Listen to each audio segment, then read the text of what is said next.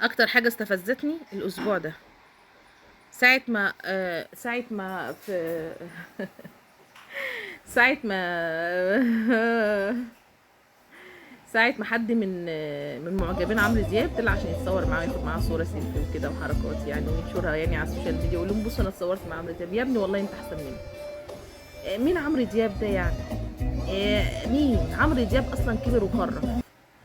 احنا ملاحظين الفتره الاخيره دي ان فعلا عمرو دياب كبر وخرف. اللي معايا يا جماعه يحط لايك واللي مش معايا برضه يحط لايك. انا بحب عمرو دياب ما بكرهوش وبسمع اغانيه وكل حاجه، بس انك توصل انك تعمل انت بتعمله دوت مره مع ليلى علوي ومره مع الواد الغلبان دوت وفيها عمرو.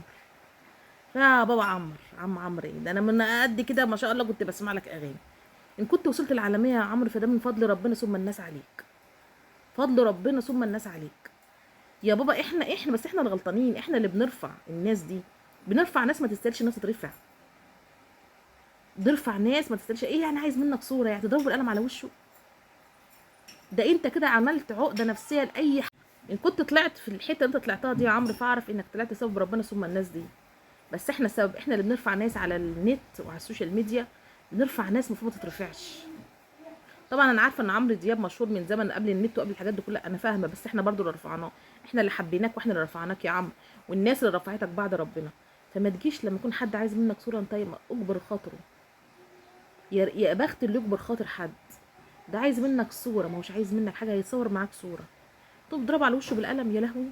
يعني انا لو راح اتصور، يعني كل اللي عايزه منك صوره يا لهوي. يعني انا ممكن اطلع كده لعمرو دياب مش هتصور معايا اعني بالقلم على وشي؟ قرابي.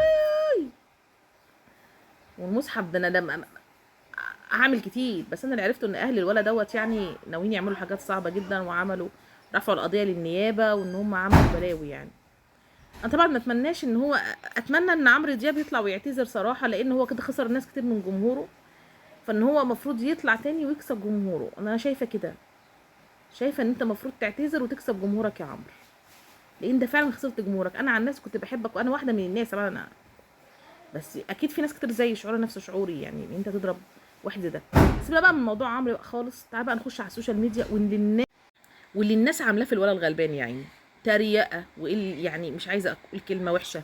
وعمالين ونازلين عليه تريقه يا عيني وعاملين يعملوا له بتاع دوت ايميلات فيك وينشروها باسامي وحشه. والمصفوع من عمرو دياب، المضروب من عمرو دياب. إيه يا جماعه ارحموا ارحموا يعني. مش كفايه اللي هو فيه والجرح اللي هو فيه؟ وبعدين اللي احنا سمعناه من اهله كمان ان هو حابس نفسه في اوضته ما بيخرجش وان هو تعبان نفسيا. يعني احنا بدل ما نشيل عليه الهم ده بنحط عليه اكتر. ارحموا الناس اللي ما فيش في قلوبها رحمه. الناس اللي ما فيش في قلوبها رحمه ترحم نفسها بجد والله العظيم عشان حرام.